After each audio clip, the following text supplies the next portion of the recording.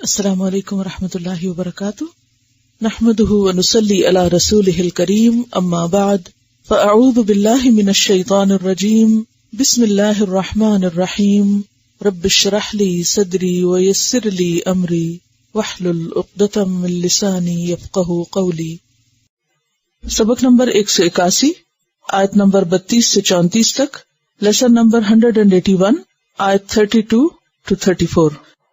وَأَنْكِحُوا الْأَيَامَ مِنْكُمْ، وَأَنْكِحُوا اور نکاح کر کے دو، الْأَيَامَ ایاما کو، بے نکاحوں کو، مِنْكُمْ تم میں سے، وَالصَّالِحِينَ اور نیک، مِنْ عِبَادِكُمْ تمہارے غلاموں میں سے، وَإِمَائِكُمْ اور تمہاری لونڈیوں میں سے، إِن يَكُونُوا اگر وہ ہوں گے، فقراء محتاج فقیر، یغنیہم اللہ غنی کر دے گا ان کو اللہ، من فضلہ اپنے فضل سے، واللہ اور اللہ، واسع وسعت والا ہے، علیم علم والا ہے۔ پیچھے ہم نے کچھ ایسے احکامات پڑھے جو معاشرے میں خرابیوں کے لیے سد باب کا کام دیتے ہیں، یا جن سے بہت سے فتنوں کے دروازے بند کیے جا سکتے ہیں۔ انہی احکامات میں سے ایک حکم نکاح کو عام کرنا ہے، نکاح کو آسان بنانا ہے۔ تو یہاں اللہ سبحانہ تعالی حکم دے رہے ہیں کہ وَأَنْكِحُوا اور نکاح کرو۔ خطاب ہے کنوارے لوگوں کے اولیاء سے، یعنی جو ذمہ دار ہیں، یا پھر سارے مسلم معاشرے سے، کہ یہ مسلم معاشرے کی ذمہ داری ہے کہ وہ اپنے اندر پائے جانے والے ایسے لوگ جو نکاح کے بغیر ہیں ان کے لیے نکاح کا انتظام کریں، نکاح پر انکریج کریں۔ الایامہ جو ہے یہ ایم کی جمع ہے۔ ایم کہتے ہیں بغیر بیوی والے مرد کو یا بغیر شوہر والی عورت۔ تو مراد اس سے کیا ہے کہ کوئی بھی کنوارا ہو یا بیوہ ہو یا مطلقہ ہو یا جن کی بھی شادی نہیں ہوئی، ان کی شادی کرو۔ دین اسلام میں نکاح کو بھی عبادت قرار دیا گیا ہے۔ بعض حالات میں نکاح فرض ہے اور بعض اوقات واجب ہے، اور عام حالات میں یہ مسنون ہے۔ حدیث میں آتا ہے کہ پیغمبروں کی 4 سنتیں ہیں: حیا، خوشبو، مسواک اور نکاح۔ اور ایک اور حدیث میں جو بخاری اور مسلم کی ہے کہ النکاح من سنتی، نکاح میری سنت میں سے ہے، فمن رغب عن سنتی فلیس منی۔ ایک اور جگہ پر آتا ہے کہ جس نے میری سنت سے منہ موڑا اس کا مجھ سے کوئی تعلق نہیں۔ حضرت علی رضی اللہ تعالی عنہ کو مخاطب کر کے آپ نے فرمایا، علی 3 کاموں میں دیر نہ کرنا۔ نمبر 1 فرض نماز جب وقت ہو جائے، نمبر 2 جنازہ جب موجود ہو تو اسے دفن کرنے میں، اور نمبر 3 بیوہ عورت کے نکاح میں جبکہ اس کا کفو مل جائے۔ کفو کا مطلب جو اس کے لائق ہو یا جو اس کے برابر کا ہو یا جس سے نکاح کرنا مناسب ہو، یعنی جوڑا مل جائے جسے ہم کہتے ہیں۔ تو نکاح پر ابھارا گیا ہے۔ نبی صلی اللہ علیہ وسلم نے خاص طور پر نوجوانوں کو اس بات کی تلقین کی کہ جو بھی تم میں سے استطاعت رکھتا ہو وہ نکاح کرے۔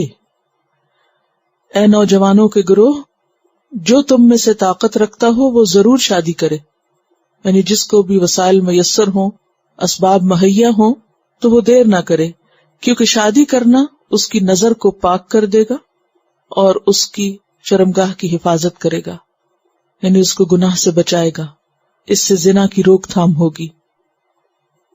ایک اور روایت میں آتا ہے کہ 3 لوگ ایسے ہیں جن کی مدد اللہ ضرور فرماتا ہے۔ نمبر 1 نکاح کرنے والا جو پاک دامن رہنے کی نیت سے نکاح کرے، اور نمبر 2 مکاتب غلام جو ادائیگی کی نیت رکھتا ہو، اس کے بارے میں ہم اگلی آیت میں تفصیل سے پڑھیں گے، اور نمبر 3 اللہ کی راہ میں جہاد کرنے والا، یعنی ان لوگوں کی مدد کرنا اللہ کے ذمہ ہے۔ پھر اسی طرح والدین کو اور جو ولی ہیں ان کو بھی تلقین کی گئی کہ وہ مناسب رشتہ آنے پر ٹال مٹول نہ کریں، جیسے کہ ایک روایت میں آتا ہے کہ اگر تمہارے پاس ایسے شخص کا رشتہ آئے جس کے دین اور اخلاق سے تم مطمئن ہو تو اس کا رشتہ قبول کر لو، اگر تم ایسا نہیں کرو گے تو زمین میں بڑا فساد ہوگا، یعنی بہت سی خرابیاں جنم لیں گی، بہت سے حرام کے دروازے کھل جائیں گے۔ ایک اور روایت میں آتا ہے کہ آپ نے عقاب سے فرمایا کیا تیری بیوی ہے؟ کہا نہیں۔ فرمایا باندی؟ کہا نہیں۔ فرمایا تو خوشحال ہے یعنی تمہارے پاس مال و متاع ہے؟ کہا ہاں فراخ حال ہوں یعنی بہت اچھے حالات ہیں، سب کچھ میسر ہے۔ فرمایا تب تو شیطان کے بھائیوں میں سے ہے، یعنی اگر تمہارے پاس مال بھی ہے، حالات اچھے ہیں، تم افورڈ کر سکتے ہو اور تم بغیر نکاح کے رہ رہے ہو تو پھر تم شیطان کے بھائی ہو، یعنی پھر یہ عام حالات میں ممکن نہیں کہ کوئی شخص اپنی نگاہ کی حفاظت کر کے خرابیوں سے اور حرام سے بچ کے پھر پاکیزہ زندگی بسر کر سکے، یعنی اس میں اپنے آپ کو فتنے میں مبتلا کرنے والی بات ہے۔ اور نکاح ہے کیا؟ نکاح اس معاہدے کا نام ہے، سوشل کانٹریکٹ کا نام ہے، جس کے نتیجے میں مرد اور عورت ایک دوسرے پہ حلال ہوتے ہیں، یعنی یہ ایک باقاعدہ معاہدہ ہے جس میں دو لوگ اللہ اور بندوں کو گواہ کر کے اس بات کا وعدہ کرتے ہیں کہ وہ ایک دوسرے کے حقوق ادا کریں گے، ایک دوسرے کے حقوق پورے کریں گے۔ اور مقاصد کیا ہے نکاح کے؟ سب سے پہلا تو اپنے آپ کو حرام سے بچانا اور نگاہ کی حفاظت کرنا، شرمگاہ کی حفاظت کرنا، جیسا کہ آپ صلی اللہ علیہ وسلم نے خود بھی اس کا مقصد یہی بتایا کہ فَإِنَّهُ أَغَضُّ لِلْبَصَرِ، کہ وہ نگاہ کو بہت زیادہ پست کرنے والا ہے، یعنی نگاہ کی حفاظت کرنے والا ہے، وہ احسن للفرج، اور شرمگاہ کی سب سے زیادہ حفاظت کرنے والا ہے۔ تو پہلا مقصد تو یہی ہے کہ انسان حرام کاری سے بچے، برے خیالات سے بچے، بری نگاہ سے بچے، زنا کی طرف جانے سے بچے، اور زنا کے علاوہ بھی جو حرام کام ہیں ان سے بچے۔ اور اس کے بعد بہت سے اور مقاصد بھی ہو سکتے ہیں، مثلاً یہ ہے کہ انسان کے فطری جذبات کی حلال طریقے سے تسکین ہو، شوہر اور بیوی ایک دوسرے کا سہارا ہوں، ایک دوسرے کے لیے مودت اور رحمت کا ذریعہ ہوں، ایک دوسرے کے مددگار ہوں، ایک خاندان وجود میں آئے، یعنی امت مسلمہ میں ایک نیا خاندان وجود میں آئے، ایک نیا گھرانہ پیدا ہو، اور پھر اس گھرانے میں سازگار ماحول کے اندر آئندہ نسل کی بقا اور تعلیم و تربیت کا انتظام کیا جائے، کیونکہ خاندان کے بغیر بچوں کا پلنا اور صحیح پرورش ہونا ممکن نہیں۔ اور پھر یہ ہے کہ معاشرہ جو ہے وہ برائی سے، فساد سے، بگاڑ سے محفوظ رہے، امن و امان برقرار رہے، حسب نسب کی حفاظت ہو، وراثت کی صحیح تقسیم ہو، عورت کو ایک محفوظ پناہ گاہ ملے، اس کے لیے ایک مضبوط سہارا ہو، انسان کے دین کی بھی حفاظت ہو، کیونکہ جب نکاح نہیں ہوتا تو پھر انسان بہت سے ایسے کام شروع کر دیتا ہے جس سے اس کے دین کا نقصان ہوتا ہے۔ تو اس لیے نکاح جو ہے اس کے بیک وقت بے شمار فوائد ہیں، یعنی بہت سے فائدوں کی چیز ہے، اس لیے اس پر ابھارا گیا اور زنا کو ڈسکریج کیا گیا، کیونکہ اس میں انسانی نسلوں کا بگاڑ اور انسانی معاشرے کے اندر فساد اور خرابی اور لامتناہی ہی برائیاں، قباحتیں جنم لیتی ہیں، جس کے نتیجے میں بعض اوقات قتل و غارت اور معاشرے میں بدامنی کے بہت سے واقعات جنم لیتے ہیں۔ تو اس لیے فرمایا وَأَنكِحُوا الْأَيَامَ مِنكُمْ، جو بھی نکاح کے بغیر ہیں ان کا نکاح کرو، یعنی خاندان کی بھی ذمہ داری ہے، اور پھر اگر خاندان میں کوئی ایسا ذمہ دار نہیں، بڑا نہیں، تو یہ بہرحال ایک اسلامی معاشرے کی ذمہ داری ہے کہ وہ آپس میں ایک دوسرے کے مددگار ہوں اور ایک دوسرے کو اللہ کے اس حکم پر عمل کرنے کے لیے سپورٹ کرے۔ لیکن افسوس یہ کہ چونکہ اس وقت اسلامی معاشرے کا ہی کوئی کانسیپٹ نہیں ہے، یہ اسلامی روایات اور روح ہی ختم ہو گئی ہے، تو عموماً لوگ انکریج کرنے کی بجائے اگر کہیں دیکھیں کہ کوئی رشتہ ہو رہا ہے تو کیا رول پلے کرتے؟ نہ ہو، خرابیاں پیدا کرتے، ایک دوسرے کے لیے مسائل پیدا کرتے ہیں، ایک دوسرے کو ڈسکریج کرتے ہیں۔ اور اسی لیے آپ دیکھیں کہ بعض اوقات بلا وجہ محض توہمات، وہم و گمان اور ظن کی بنیاد پر بہت سے رشتے ٹھکرا دیے جاتے ہیں۔ انجانے اندیشوں اور خوف میں کہ معلوم نہیں یہ کیا ہو جائے گا اور وہ کیا ہوگا، توکل نام کی چیز باقی نہیں رہی. اور بعض اوقات ایسے ایسے معیار، خود ساختہ معیار قائم کر لیے گئے ہیں کہ جس کے نتیجے میں شادی دن بدن مشکل ہوتی چلی جا رہی ہے. اور یہ بھی سراسر ایک غیر اسلامی طرز زندگی ہے جس کو انکریج کیا جا رہا ہے. وَأَنكِحُوا الْأَيَامَ مِنْكُمْ، یعنی اگر واقعی زنا کی حد سے بچنا چاہتے ہو اور عذاب سے بچنا چاہتے ہو اور معاشرے سے یہ حرام کام ختم کرنا چاہتے ہو تو پھر تمہیں اس کا علاج اور سد باب کرنا ہوگا، اور اس میں سیلف کنٹرول اور نکاح کی حفاظت اور ان تمام چیزوں کا خیال رکھتے ہوئے نکاح کلچر کو عام کرنا ہوگا اور اس کو آسان بنانا ہوگا. اسی لیے اس نکاح کو زیادہ بابرکت قرار دیا گیا جس میں کم مہر ہو. اگرچہ کوئی لمٹ تو نہیں مقرر کی گئی، لیکن پھر بھی کیا کہا گیا کہ وہ زیادہ بابرکت ہے کہ جس میں آسان مہر ہے، کیونکہ بعض اوقات مہر کے زیادہ ہونے کی وجہ سے نکاح مشکل ہو جاتا ہے. یعنی ان تمام رکاوٹوں کو دور کیا گیا کہ جس کی وجہ سے ایک حلال اور جائز اور ضروری کام جو ہے وہ مشکل بنے. وَأَنكِحُوا الْأَيَامَ مِنْكُمْ وَالصَّالِحِينَ، اور صالحین، صالح کی جمع نیک، صالح، اور یہاں مراد ہے دین و دنیا کی صلاح. دین میں صالح سے مراد یعنی نیک لوگ جو مثلاً یہ کہ فرائض کے پابند ہوں، حرام سے بچتے ہوں. اور دنیاوی اعتبار سے صلاح کا مطلب کیا ہے؟ جو ذمہ داری اٹھانے کے قابل ہوں. والصالحین، اور صالح، من عبادکم، تمہارے غلاموں میں سے، عبد کی جمع عباد. وامائکم، اور امت ان کی جمع اماء، لونڈی. پہلا حکم آزاد لوگوں کے لیے تھا اور یہ دوسرا حکم کس کے لیے ہے؟ غلاموں کے لیے، کہ ایسے لونڈی غلام جن کا نکاح نہیں ہوا اور وہ نکاح کی ذمہ داری نبھانے کے قابل ہیں، ان کا بھی نکاح کرو. والصالحین من عبادکم وامائکم. سورۃ النساء میں بھی آپ نے پڑھا وَمَن لَّمْ يَسْتَطِعْ مِنْكُمْ طَوْلًا أَن يَنكِحَ الْمُحْصَنَاتِ، کہ جو تم میں سے محسنات سے نکاح کی استطاعت نہیں رکھتا تو پھر کیا کرے؟ غلام عورتوں سے شادی کر لے.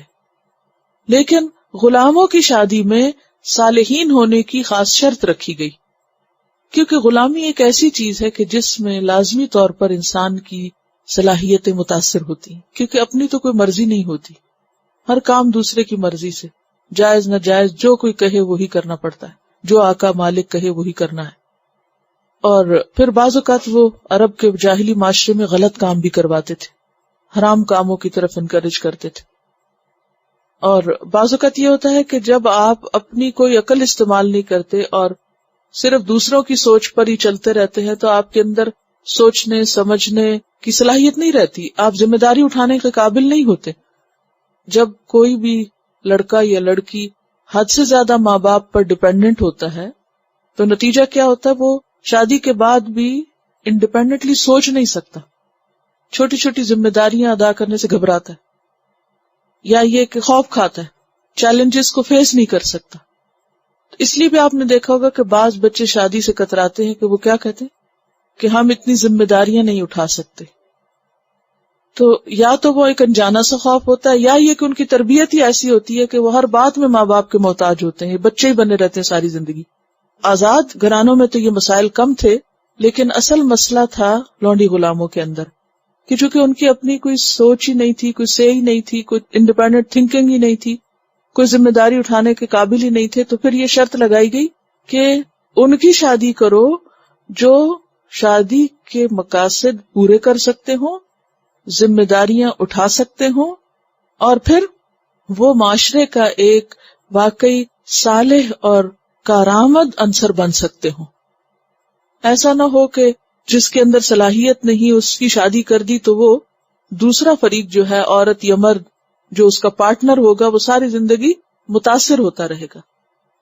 اب بھی آپ دیکھیں کہ جو عورتیں یا جو مرد صلاحیت نہیں رکھتے تو اس کا نتیجہ یا نقصان کیا ہوتا ہے؟ آپ نے اکثر ایسے لوگوں کو روتے ہی دیکھا ہوگا. بعض اوقات عورت پریشان ہوتی ہے، بعض اوقات مرد پریشان ہوتا ہے جب اس کی شادی ایک امیچور یا نہ سمجھ شخص سے کر دی جائے.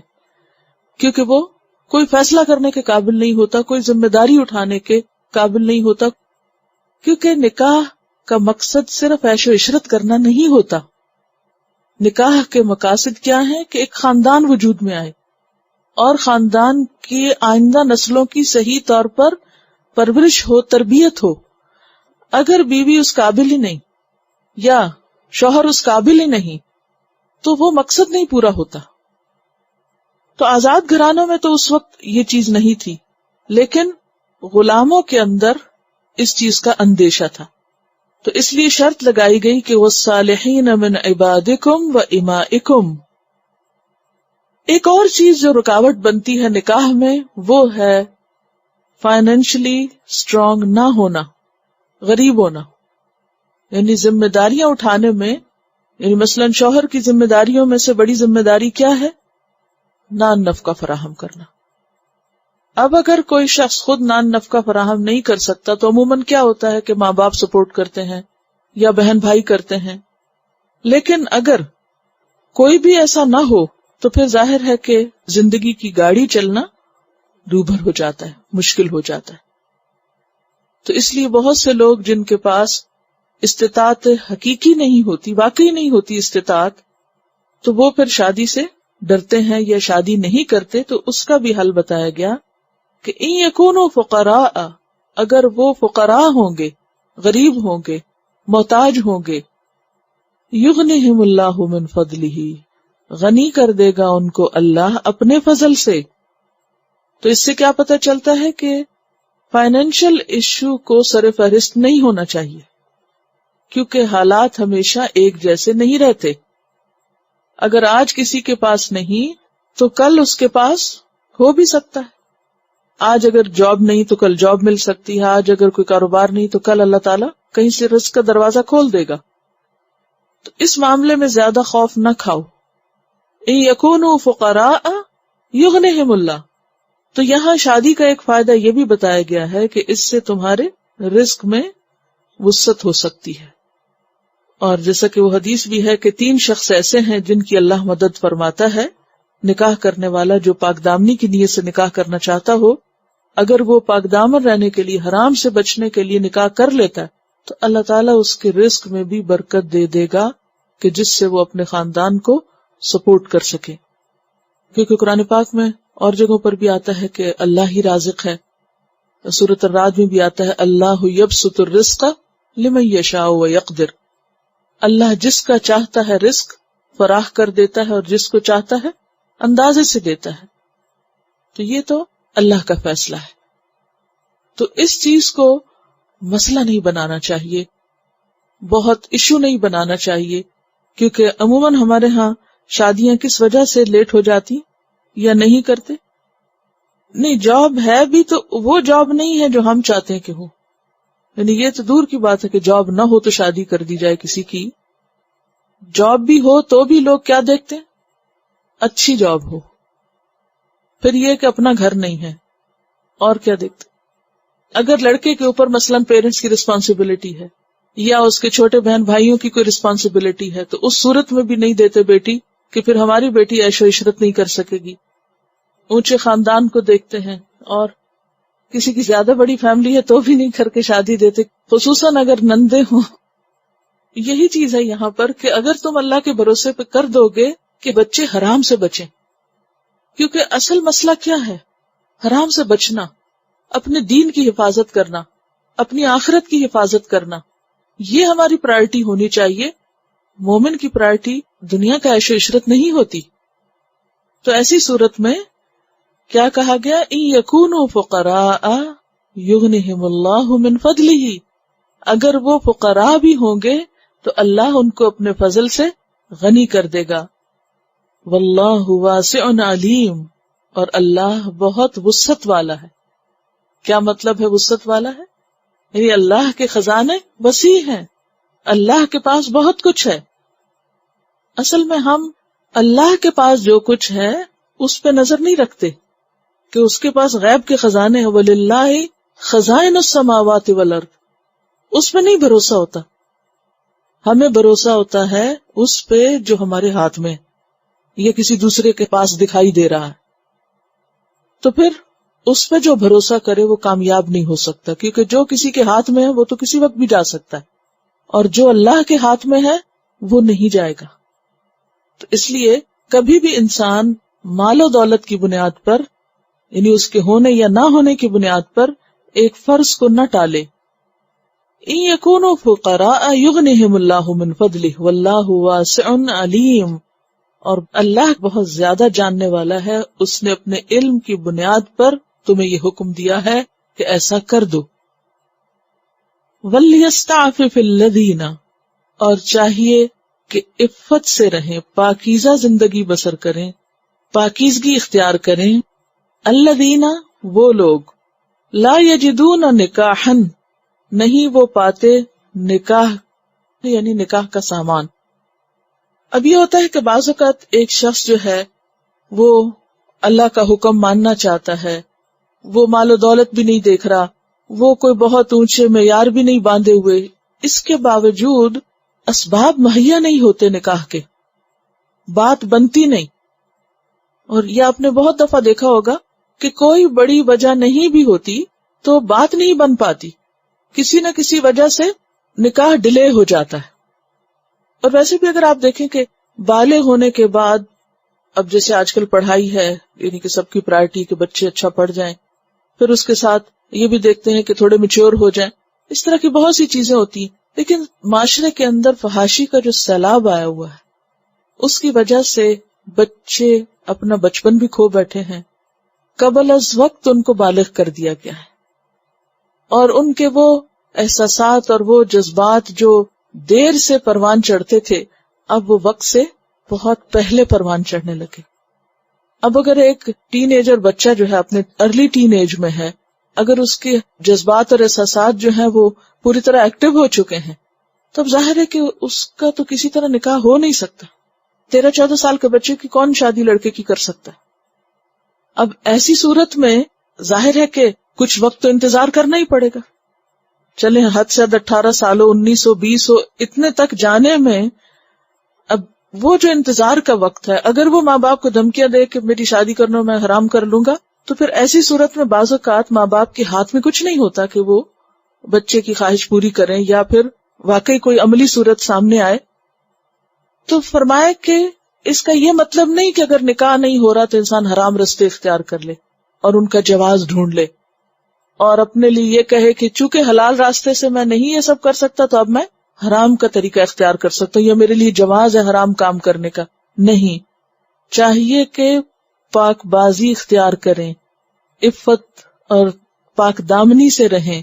وہ لوگ جو نکاح کا سامان نہیں پاتے، یا نکاح کا موقع نہیں پاتے، یا نکاح کا ذریعہ کوئی نہیں پاتے، تو بھی کیا کریں؟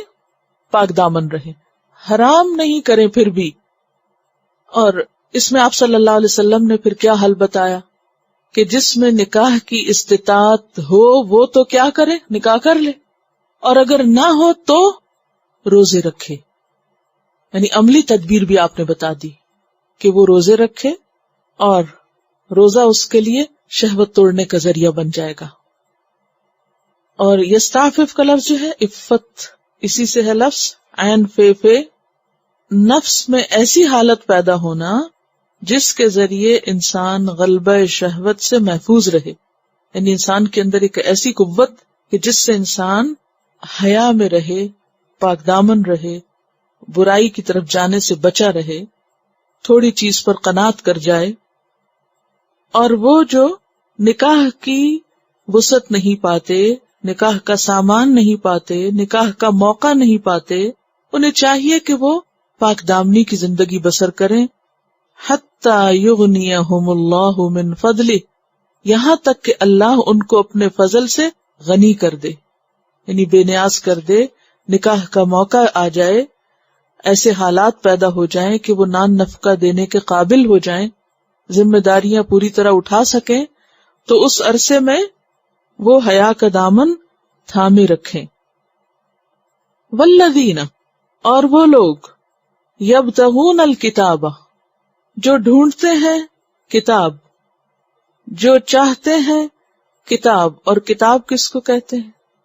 لکھی ہوئی چیز، لکھا پڑھی۔ اور یہاں مراد ہے غلام اور آقا کے درمیان باہمی تحریر یا معاہدہ. غلام اور کس کے درمیان؟ آقا کے درمیان ریٹن معاہدہ، تحریر، جس میں غلام اپنے آقا سے یہ کہے کہ میں اتنی مدت میں اتنی رقم ادا کر دوں گا یا فلاں خدمت انجام دوں گا تو اس کے بدلے مجھے آزاد کر دیا جائے.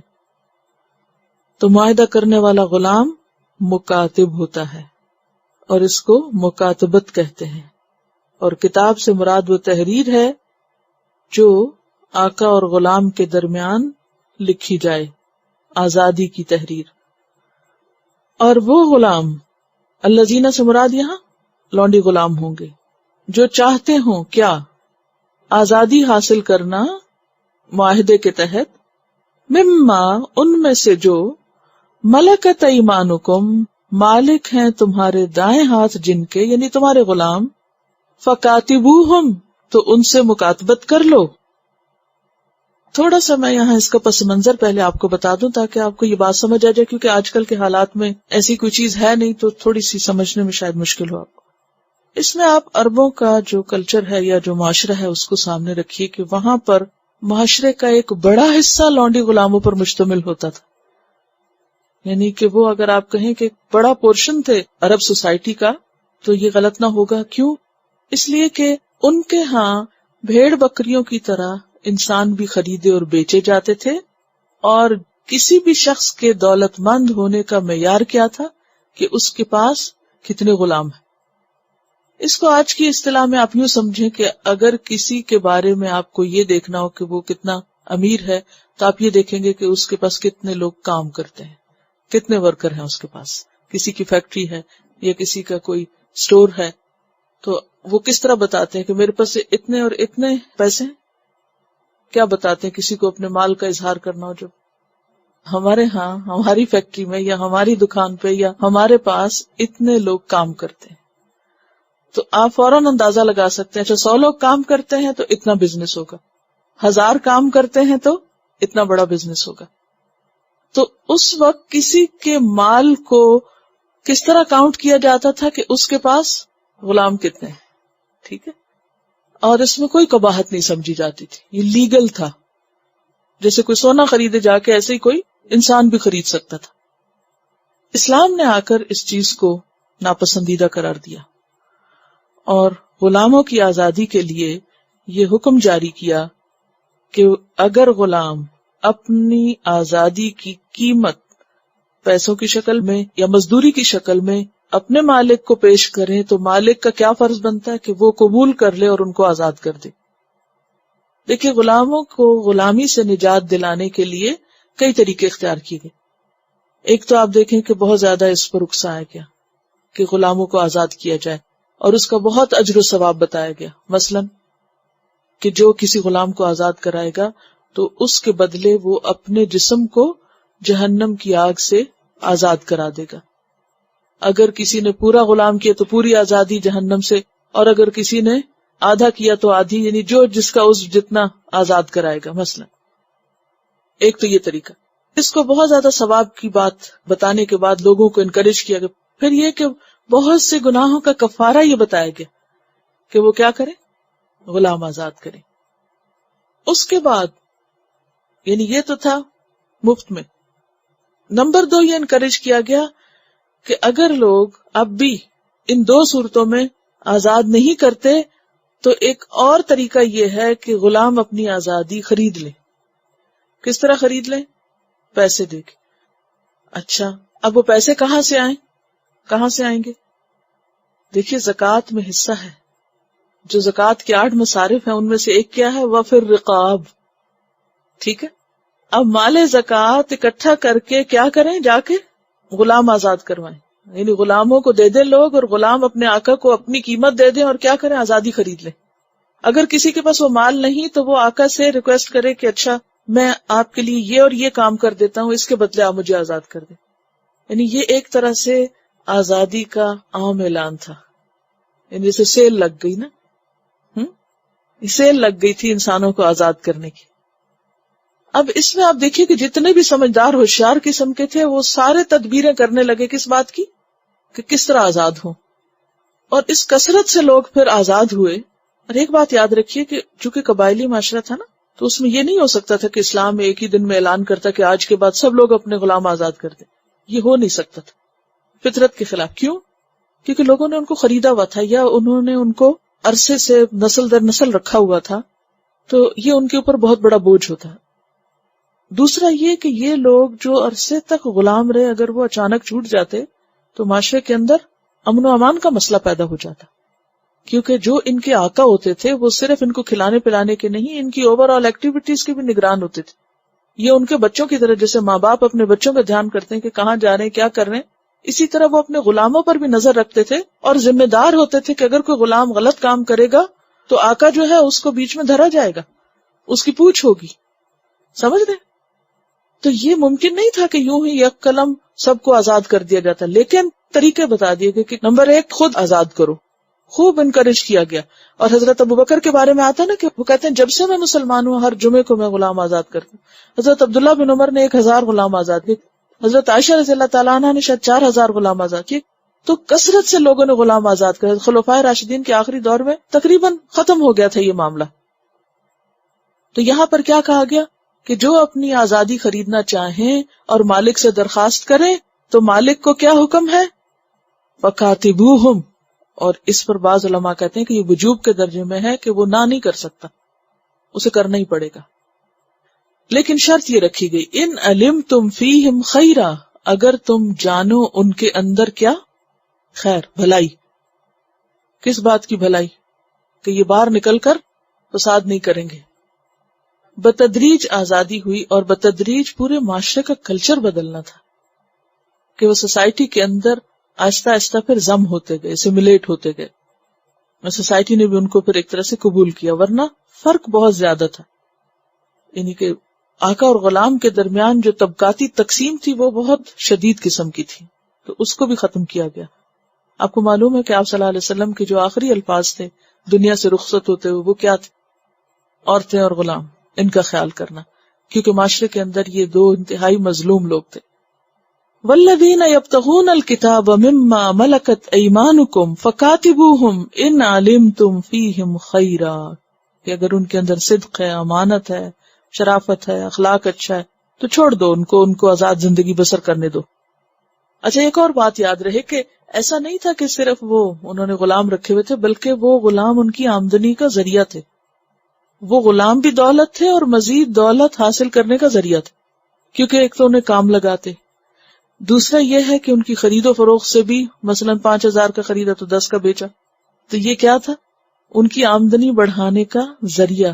وہ ان کے ذریعے تجارت کرتے تھے، تو اس لیے ان کے لیے ایک مشکل سٹیپ تھا. بہرحال پھر صرف یہ نہیں کہا کہ ان کو آزادی دے دو، بلکہ کہا وآتوہم، اور دو ان کو من مال اللہ الذی آتاکم، اس مال میں سے جو اللہ نے تمہیں دیا. یعنی جو وہ طے کریں وہ تو دو، اس کے ساتھ خود ان کو دے کے تاکہ وہ آزادی خرید سکیں تو ان کو مزید ہیلپ کرو. ولا تکرہوا. اب کیا ہوا؟ اس طرح تو بہت سے غلام آزاد ہو گئے. اب جب یہ صورتحال دیکھی لوگوں نے تو خاص طور پر وہ عورتیں جن سے برا پیشہ کرایا جاتا تھا ان کو بھی تھوڑی جرأت ہوئی کہ ہمیں بھی آزادی ملے. عرب جاہلیت میں جو مرد غلام تھے وہ تو عام طور پر جسمانی مشقت کا کام کرتے، مثلا یہ کہ ان سے عمارتوں کی تعمیر، مزدوری اور اس طرح کے بہت سے کام جو محنت مشقت کے تھے. لیکن جو عورتیں تھیں ان سے عموماً جو کمائی کرواتے تھے وہ پیشہ زنا کے ذریعے تھی. جو بڑے بڑے سردار تھے انہوں نے اپنی لوڈیوں کے لیے الگ رہائش گاہیں بنائی ہوئی تھی جن کو وہ مواخیر کہتے تھے. ٹھیک ہے، مواخیر. ان مواخیر کے اوپر جھنڈے لگے ہوئے ہوتے تھے رئیسوں کے نام کے کہ یہ فلاں کی لونڈی کا چکلا ہے، اور وہ معیوب نہیں تھا، ان کے یہاں کوئی برائی نہیں تھی. اور ہوتا یہ تھا کہ وہ جب وہاں پر جاتے تو دوسرے لوگ یعنی کہ جو باہر سے آنے والے مسافر تھے وہ بھی ایسے جیسے کسی ریسٹورانٹ میں کسی جگہ کھانا کھانے جا رہے ہیں تو اسی طرح ایسی جگہوں پر جا کر پیسے دے کر اپنی خواہشات پوری کرتے. اب وہ جو پیسے ملتے اس عورت کو، لونڈی کو، زنا کی کمائی کے، تو جو مالک ہوتا تھا وہ ان سے لے لیتا تھا. ایک تو زنا کی اجرت لیتے جس کو مہر البغی کہتے ہیں، اور اس کو حرام کی کمائی قرار دیا گیا کہ مہر البغی خبیثن. دوسرا یہ ہوتا تھا کہ اگر اس عورت کا بچہ پیدا ہوتا تو پھر دو صورتیں ہوتی. ایک تو یہ کہ وہ بچہ غلام ہو جاتا، جیسے بھینس کا بچہ پیدا ہو تو کیا مال میں اضافہ ہو گیا، اسی طرح اگر اس لونڈی کا بچہ پیدا ہوتا تو کیا ہوتا، ایک اور غلام میں اضافہ ہو جاتا خاندان کے. بعض اوقات یہ بھی ہوتا تھا کہ جس کا بچہ ہوتا تھا یا وہ لونڈی جس کے نام لگا دیتی کہ جی فلاں کا بچہ ہے، تو پھر وہ اگر اس بچے کو لینا چاہتا تو اس کے بدلے میں 100 اونٹ دیتا تھا. اب یہ اونٹ کس کو ملتے تھے؟ لونڈی کو ملتے تھے. لونڈی کا تو اپنا کوئی چیز نہیں، وہ پھر مالک کو مل جاتے. تو ان کے خیال میں کیا ہی آمدنی والا پیشہ تھا یہ کہ عورتوں سے ایسے کام کرائے جائیں. تو بڑے بڑے جو طاقتور قبیلے تھے انہوں نے اس چیز کو ایک عام پیشہ بنا رکھا تھا. اسی لیے آپ دیکھیں کہ ابو جہل کی لونڈی، فلاں کی کتنے نام ملتے ہیں آپ کو تاریخ میں. اور پھر ایسے لوگ بہت پہلے مسلمان بھی ہوئے، اور کیونکہ نبی صلی اللہ علیہ وسلم کی شکل میں ان کو اپنے لیے ایک ایسی ہستی ملی کہ جن کے اندر ان کو ایک ہوپ اور ایک امید نظر آئی. بہرحال اب ہوا کیا کہ ابن جریر الطبری نے ایسی 9 عورتوں کے نام بھی لکھے ہیں کہ جن کے الگ الگ شکلیں تھے اور باقاعدہ ان کا ایک طرح سے بزنس اسٹیبلش تھا، یعنی جھنڈے والیوں کے نام بھی لکھے ہیں. مدینہ میں خاص طور پر عبداللہ بن ابی کا چکلا تھا اور 1 سے زائد لونڈیاں تھیں اس میں. اور بعض اوقات جو دوسرے قبائل کے رئیس ہوتے تھے وہ ان کے ساتھ اپنے سیاسی ٹرمز کو پختہ کرنے کے لیے، اپنی دھاک جمانے کے لیے ان عورتوں کو پیش کرتا تھا. یعنی اس کے پیچھے بہت ساری چیزیں انوالوڈ تھیں. بہرحال اب ہوا کیا کہ جب لونڈیوں نے دیکھا کہ مرد حضرات کام کر کے تو اپنے آپ کو آزاد کروا رہے ہیں اور آزادی خریدی جا سکتی ہے اب، تو وہ آپ صلی اللہ علیہ وسلم کے پاس آئیں. اس میں جابر بن عبداللہ کی روایت ہے کہ عبداللہ بن ابی بن سلول کی 2 باندیاں مسیکہ اور امیمہ جن سے وہ کمائی کرواتا تھا، انہوں نے آپ صلی اللہ علیہ وسلم کے پاس آ کر شکایت کی کہ ہمارے ساتھ جبر کیا جاتا ہے اور ہم سے یہ کام کرایا جاتا ہے، تو ہمارے لیے بھی کوئی نجات کی صورت ہو. تو اس پر اللہ سبحانہ وتعالیٰ نے یہ آیت نازل کی، وَلَا تُكْرِهُ فَتَيَاتِكُمْ عَلَى الْبِغَاءِ، نہ تم مجبور کرو، تکرہو اکراہ سے، نہ جبر کرو، نہ مجبور کرو، کس کو؟ فتیاتکم، اپنی لونڈیوں کو. فتیات جمع ہے فتات کی، اور فتات کہتے ہیں نوجوان کو. فتح مؤنث جو موسیٰ علیہ السلام کے ساتھ یوشع بن نون تھے تو ان کو فتح کہا گیا، اور فتات تے کے ساتھ کیا ہے؟ گولتے کے ساتھ مؤنث ہے. اور نہ تم مجبور کرو اپنی لونڈیوں کو علی البغاء، زنا پر. بغا یہاں زنا کے معنوں میں، کہ ان سے زنا مت کرواؤ. ان ارادنا، اگر وہ ارادہ رکھتی ہوں، تحسنن، پرہیزگاری کا، پاک دامن زندگی بسر کرنے کا. تحسن کس سے ہے؟ حسن سے. محسنات بھی اسی سے ہے. اگر وہ پاک دامن رہنا چاہتی ہیں تو تم انہیں زنا پہ مجبور نہ کرو. اس کا یہ مطلب نہیں کہ اگر وہ نہیں رہنا چاہتی تو پھر جو چاہ کراؤ. مطلب یہ ہے کہ جو ایسی فریاد کر رہی ہیں انہیں اس سے نجات دلاؤ، اور اپنی لونڈیوں کو زنا پہ مجبور نہ کرو. لِتَبْتَغُوا عَرَضَ الْحَيَاةِ الدُّنْيَا، تاکہ تم تلاش کرو، حاصل کرو دنیا کی زندگی کا سامان. یعنی تھوڑے سے مال کی خاطر، وہ 100 اونٹوں کی خاطر، یا یہ کہ زنا کی کمائی کی خاطر تم ان عورتوں کے اوپر جبر نہ کرو. وَمَن يُكْرِهُنَّ، اور جو ان کو مجبور کرے گا، کن کو؟ لونڈیوں کو. فَإِنَّ اللَّهَ، تو بے شک اللہ تعالی، مِن بَعْدِ إِكْرَاهِهِنَّ، ان کو مجبور کرنے کے بعد، ان پر ہونے والے جبر کے بعد، ان کے لیے غفور الرحیم، بخشنے والا مہربان ہے. یعنی اللہ تعالی کس کو پکڑے گا پھر؟ مالک کو، اونر کو، عورتوں کو نہیں پکڑے گا. یعنی ایسے جرم کی سزا جو کسی سے جبرن کروایا جا رہا ہو تو اس کی ذمہ داری پھر کرانے والے پہ آتی ہے، کرنے والے پہ نہیں آتی. ابن ماجہ کی روایت میں آتا ہے میری امت سے خطا و نسیان اور ایسے کام جو جبر سے کرائے گئے ہوں معاف ہیں. کہ اگر کوئی بھول جائے، جیسے نماز سو گیا یا یہ کہ بھول ہی گیا، تو جب یاد آئے تو پڑھ لے. اب وہ جو وقت اس نے کھو دیا تو اس کا گناہ نہیں لکھا جائے گا کیونکہ وہ بھول گیا تھا. تو خطا اور نسیان اور ومستکرہوا علیہ جس پہ انہیں مجبور کر دیا گیا.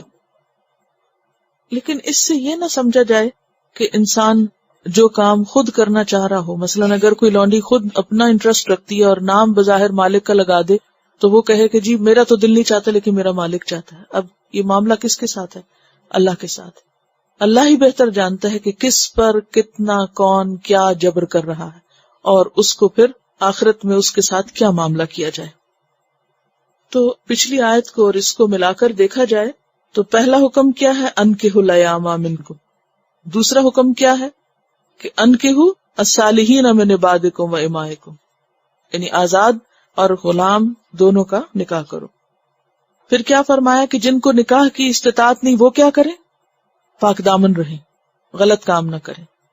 پھر کیا ہے کہ جو آزادی خریدنا چاہیں ان کو آزادی دو اور ان کی مدد بھی کرو. اور اس کے بعد کیا حکم ہے کہ لونڈیوں سے زنا مت کرواؤ. اگر تم نے ان پر جبر کیا دنیا کا مال حاصل کرنے کے لیے تو ان کی تو معافی ہو جائے گی اور تمہاری پکڑ ہو جائے گی. ان کے مالکوں کو ہی بیسیکلی نصیحت کی گئی، اور یہ جو دو عورتیں آئی تھیں ان کا نہیں پتہ چلتا کہ پھر ان کے ساتھ کیا معاملہ ہوا، لیکن قانون ایک ان کی وجہ سے بن گیا اور ایک حکم سب کے لیے عام ہو گیا. اور یہ بھی آتا ہے بعض روایات میں کہ ایک اور بھی تھی، اس کا نام معاذہ تھا، وہ بھی عبداللہ بن ابی بن سلول کی باندھی تھی. تو اس خاتون کو پتہ چلا کہ حضرت ابوبکر بہت غلاموں کو آزاد کراتے، تو ان کے پاس گئی تو وہ تیار ہو گئے. لیکن عبداللہ بن ابی نے بہت ہنگامہ کیا کہ آپ ہمارے غلاموں پہ بھی قبضہ کرنا چاہتے ہیں، اور اس نے نہیں بیچا. پھر آپ کو معلوم ہے کہ حضرت سمیہ کے لیے بھی حضرت ابوبکر نے ایک کے بعد ایک آفر کی اور بڑی سے بڑی قیمت پیش کی کہ وہ اس کو آزاد کر دے، لیکن ابو جہل نہیں مانا، بالآخر ان کو شہید ہی کر دیا.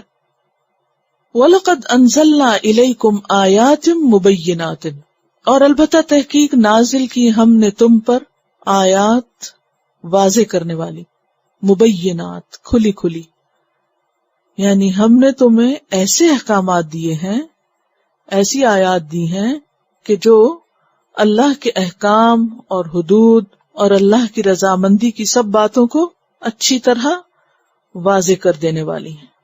وَمَثَلًا، اور مثالیں، من الذین، ان لوگوں کی، خلو من قبلکم، جو تم سے پہلے گزرے ہیں. یعنی خاندانی زندگی اور معاشرتی زندگی کی اصلاح کے لیے ہم نے تم کو واضح کھلے کھلے صاف ستھرے احکامات دے دیے ہیں جو ہر ایک کو سمجھ میں آنے والے. اب مثلا سورۃ نور کے اندر جتنے بھی احکامات پائے جاتے ہیں ان میں سے کوئی ایسا نہیں ہے کہ کوئی انسان یہ کہے کہ میری تو سمجھ میں ہی نہیں آیا، یا مجھے تو پتہ ہی نہیں چل رہا کہ اللہ تعالیٰ مجھ سے کیا چاہتا ہے. سمجھ آنے والی بات ہے. اور یہ بات کیوں بار بار دہرائی جا رہی ہے؟ تاکہ کوئی شخص یہ بہانہ نہ کرے، عذر ہیلا نہ کرے کہ ہمیں تو پتہ ہی نہیں تھا کہ اللہ کیا چاہتا ہے. تو ایک طرف تو آیات مبینات واضح کی، اور دوسری طرف پچھلے لوگوں کی مثالیں. مثلا اس معاملے میں پچھلے لوگوں کی کیا مثال پڑھی آپ نے قرآن میں؟ اس کانٹیکس میں جو اس صورت کے موضوعات ہیں، جیسے حضرت یوسف علیہ السلام کا واقعہ، حضرت مریم کا واقعہ، حضرت عائشہ کا واقعہ جو اسی صورت میں ہے. تو یہ کیا ہے؟ گزشتہ لوگوں کے وہ واقعات جن سے ہمیں بہت بڑی رہنمائی ملتی ہے. حضرت یوسف علیہ السلام پر بھی الزام لگا اور کس طرح اللہ تعالیٰ نے ان کی مدد کی. حضرت عائشہ پر الزام لگایا گیا، کس طرح اللہ تعالیٰ نے مدد کی. تو بات یہ ہے کہ جب کوئی انسان خود پاک دامن ہوتا ہے، خود نیک ہوتا ہے، خود اس کا کردار اچھا ہوتا ہے، تو کوئی اگر اس پر وقتی طور پر ایسی آزمائش آ بھی جائے تو اسے ثابت قدم رہنا چاہیے اور نیکی اور خیر کا راستہ نہیں چھوڑنا چاہیے. کیونکہ اگر اس صورت میں سے واقع عفق کو نکال دیا جائے تو باقی باتیں اس طرح سمجھ نہیں آئیں گی جس طرح اس مثال کی وجہ سے سب کچھ سمجھ میں آ رہا ہے. کہ اگر لوگ نبی کے گھر کو نہیں چھوڑتے، نبی کی بیوی کو معاف نہیں کرتے، اگر اس پاک دامن عورت پر الزام لگ سکتا ہے تو باقی لوگوں کے بارے میں کیا خیال ہے کہ ان کو کون چھوڑ سکتا ہے؟ یعنی کوئی شخص یہ نہ کہے کہ میرے تو حالات ایسے ہیں کہ مجھ پر کوئی الزام لگا ہی نہیں سکتا، یا یہ ہے کہ میں کچھ بھی کر لوں مجھے کوئی کچھ کہہ نہیں سکتا، اس لیے میں اگر کچھ احکام مانتی ہوں اور کچھ نہیں مانتی تو بھی کوئی بات نہیں۔ مثلا اگر کوئی کہے کہ ہماری تو آنکھوں میں حیا ہے اور ہمارے تو دل میں پردہ ہے تو اس لیے ہمیں کسی اور پردے کی ضرورت نہیں ہے، تو کیسے نہیں ہے؟ اللہ تعالیٰ نے جو بھی احکامات دیے ہیں وہ تمہارے فائدے کے لیے، اس نے حکم بھی دیے، آیات مبینات بھی دی اور مثال سے بھی سمجھائی بات کہ دیکھو اس میں حکمت کیا ہے جو تمہیں یہ سب کچھ دیا جا رہا ہے۔ وَمَوْعِظَةً، اور اس کے ساتھ ساتھ نصیحتیں بھی۔ واعظ کون سی نصیحت کو کہتے ہیں؟ جو دل کو نرم کرنے والی ہو، یعنی اللہ تعالیٰ تمہیں نصیحت کر رہا ہے۔ اور آپ دیکھیں کہ پیچھے بھی گزرا یعظکم اللہ ان تعودوا لمثلہ ابدا، اللہ تم کو واعظ کرتا ہے، نصیحت کرتا ہے کہ تم ایسی کسی بات کا کبھی پھر ارتکاب کرو۔ تو حکم بھی ہے، واعظ بھی ہے، مثال بھی ہے، کس کے لیے؟ متقین کے لیے، تاکہ لوگ تقوی والی، پاک دامنی والی، صاف ستھری زندگی بسر کر سکیں۔ اور واقعی اگر کوئی اللہ تعالیٰ کے احکامات پر صحیح طور پر عمل کرے تو ہو نہیں سکتا کہ پھر وہ خسارے میں مبتلا ہو۔ یہ سب احکامات ہماری دنیا اور آخرت کی کامیابی کا ذریعہ ہیں۔ وَأَنكِحُوا الْأَيَامَ مِنكُمْ وَالصَّالِحِينَ مِنْ عِبَادِكُمْ وَإِمَائِكُمْ إِن يَكُونُوا فُقَرَاءَ يُغْنِهِمُ اللَّهُ مِن فَضْلِهِ وَاللَّهُ وَاسِعٌ عَلِيمٌ وَلْيَسْتَعْفِفِ الَّذِينَ لَا يَجِدُونَ نِكَاحًا حَتَّى يُغْنِيَهُمُ اللَّهُ مِن فَضْلِهِ وَالَّذِينَ يَبْتَغُونَ الْكِتَابَ مِمَّا مَلَكَتْ أَيْمَانُكُمْ فَكَاتِبُوهُمْ إِنْ عَلِمْتُمْ فِيهِمْ خَيْرًا وَآتُوهُمْ مِمَّا لِلَّهِ الَّذِي آتَاكُمْ وَلَا تُكْرِهُوا فَتَيَاتِكُمْ عَلَى الْبِغَاءِ إِنْ أَرَدْنَ تَحَصُّنًا لِتَبْتَغُوا عَرَضَ الْحَيَاةِ الدُّنْيَا وَمَن يُكْرِههُّنَّ فَإِنَّ اللَّهَ مِن